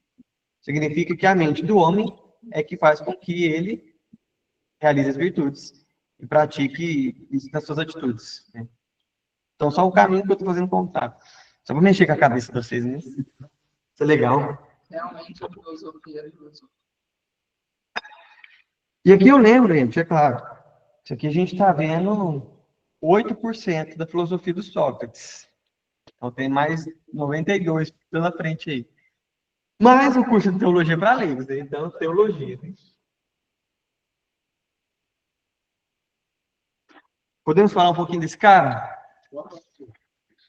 Complicadamente pra você? Ai, gente. Ah, tô trazendo aquilo ali ainda, porque...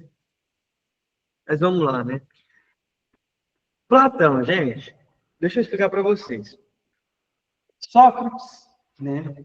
Ele fazia sua filosofia, assim, não tinha um lugar, tá? Lembra que eu falei para vocês? Igual hoje, nós temos aqui, vocês estão aqui. Não, Sócrates fazia isso andando no meio do povo, né? Conversando, né? Andando por aí. Isso era também uma maneira que os filósofos agiam na época, né? Ah, inclusive, eu posso mandar um vídeo para vocês, um filme. Ele é velho pra caramba. Mas é sobre Sócrates, tem no YouTube. Vou mandar lá no grupo depois, pra vocês assistirem. Se achar legalzinho, né? Chega uma hora que você tá até raiva do Sócrates. Que aí ele vai para um debate do Coliseu lá, depois vocês vão ver. Aí o governador chega, então, Sócrates, né, sei lá o quê, o que você fez? Você fez aquilo lá que estava tudo errado. Ele, mas o que é tá errado? Aí você começa a ficar com raiva dele, né, que ele só fica fazendo isso, a ironia, dando a raiva, é legal. Vou mandar para vocês o filme. Mas aí o Sócrates era assim, né? No filme vocês vão ver isso também. É bem antigo, as coisas bem ruinzinhas assim, às vezes, mas vocês vê que é legalzinho. E aí essa é a maneira dele, andar para os lugares. Assim. E Platão, né, foi discípulo de Sócrates. Platão andava com Sócrates. Tanto que eu até disse para vocês que Sócrates não deixou nada escrito. Quem que escreveu sobre o pensamento de Sócrates? O Platão, né? No livro chamado Apologia de Sócrates, que é o que eu trouxe na semana passada. E Platão, né, a partir dessas ideias de Sócrates, né, ele começa a se encantar por isso e começa a fazer sua própria filosofia. Né? Ele começa a realizar sua própria filosofia. E a primeira coisa, né, que eu vou tentar passar para vocês, desses últimos minutinhos, duas coisas.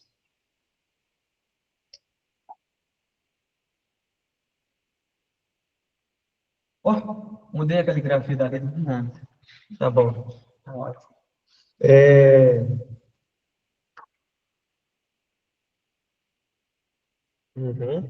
Tá. Isso aqui, e essa palavrinha também eu vou colocar aqui. Não é muito apropriado, não vai dar certo. Vamos lá. Eu disse para vocês que Sócrates, ele falou que, tá, como que isso chegou na minha mente? Ele falou que existe, então, uma inteligência ordenadora, né? Uma inteligência externa, que está para além, que rege as coisas da realidade. A primeira coisa que vou instigar vocês, é que Platão começa dizendo que o que existe, na verdade, são dois mundos. Um mundo sensível. Vocês entendem quando eu falo sensível? Os sentidos, né? Visão, audição, olfato, paladar, tato. Então, existe esse mundo aqui agora, que eu vejo, que eu toco, que eu ouço, o mundo sensível. Mas tem um mundo inteligível, né? Um mundo suprassensível. Supra que está para além, né? Então, existe um mundo que está para além das coisas, que ele chama de mundo das ideias. Mundo das ideias. Então, tem um mundo sensível e um mundo inteligível.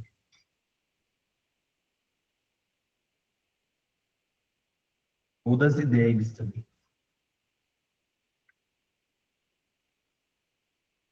Mundo das ideias. Por quê? Porque o Platão fala assim, olha, a realidade ideal das coisas está no mundo das ideias. Está lá no mundo das ideias. Então, tudo que é perfeito está para lá. O que nós vemos aqui, nesta realidade sensível, é imperfeito.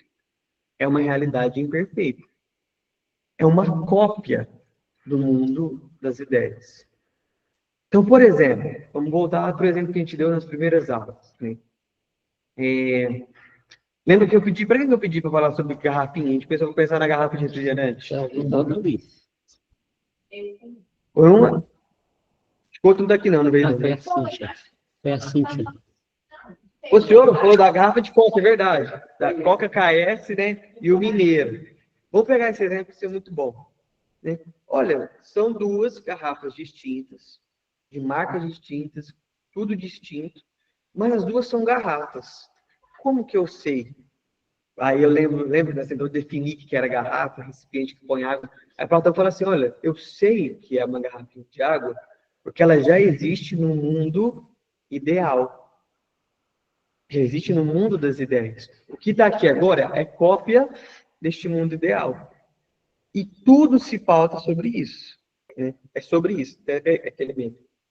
Então, olha, por que essa cadeira é dessa maneira, dessa forma? Não, é uma cópia da cadeira que já existe neste mundo ideal. Então, este mundo chamado das ideias é um mundo que está para além deste mundo físico. É um mundo metafísico. Está para além do físico. Isso é muito interessante, essa é uma das filosofias que a gente mais estuda, a filosofia da metafísica. E Platão diz justamente isso. Então, onde que está o ser humano ideal? No mundo das ideias. Lá, então tudo que exprime a realidade está no mundo das ideias. Tudo que está aqui, neste mundo, é cópia. Imperfeita do mundo ideal. Tanto que depois ele critica a arte. Ele vai dizer, não, os artistas são...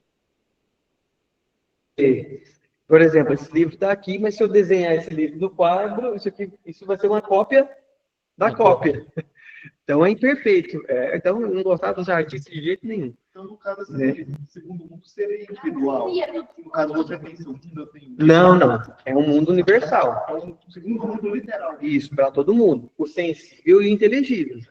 Né? Agora, assim, literalmente não, porque é um exercício da mente.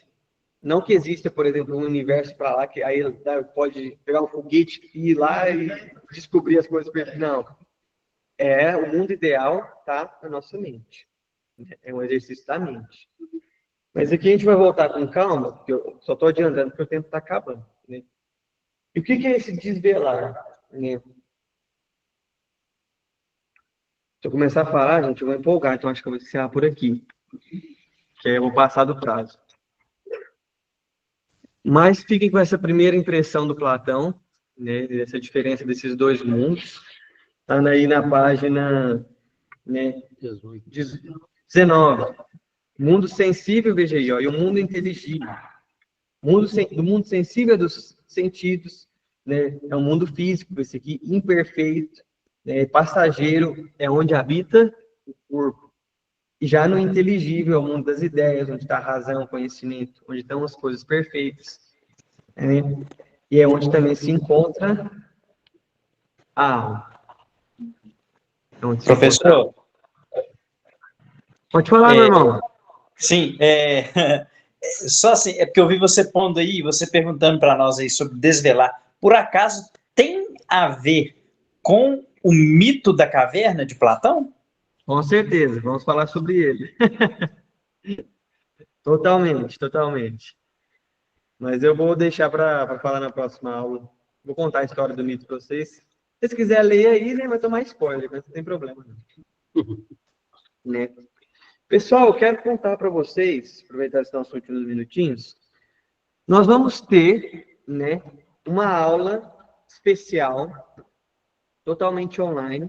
É um projeto que a gente está resgatando, que teve aqui no seminário. Que aqui no seminário, antigamente, tinha chamado Semana Filosófica, sabe? Era uma semana que era só filosofia que falava. A gente vai, não resgatar a Semana Filosófica, mas a gente vai começar a fazer um projeto chamado Segunda Filosófica. Né? Segundas Filosóficas. E segunda que vem, vai ser totalmente online, de maneira online. A gente vai ter essa aula especial com o seminarista Cairo. Né? O Cairo vai falar justamente para nós do Platão, né? Só que a gente vai fazer uma associação muito legal com um filósofo católico, chamado Chesterton. Porque a gente vai ver que o homem ideal para Platão é o filósofo, é o que exerce a virtude da sabedoria do Sócrates. E o homem ideal para Chesterton é o homem cristão, né? Então, acho que vai ser muito válido, a gente vai disponibilizar o link para vocês, né? Vai ser 8 horas da noite, é 1 horinha de prazo, né? Segunda que vem, das 8 às 9. Se vocês quiserem participar, esse assunto do Platão já vai ser adiantado lá, o Caio vai falar muito bem sobre ele, a divisão dos mundos, a alma para Platão, o que é, de uma maneira bem simples, igual a gente está fazendo aqui na aula, tá? Nada difícil, você pode ficar se preocupado. A gente pode gravar também. Não, tá bom. Mas é algo extra curso, tá? Que a gente vai ter. Mas se vocês conseguirem participar, vai adiantar muito aqui e vai ser muito bom. Viu? Hã? Vale. Vai, ponto ele. Pessoal de casa, fica com Deus, viu?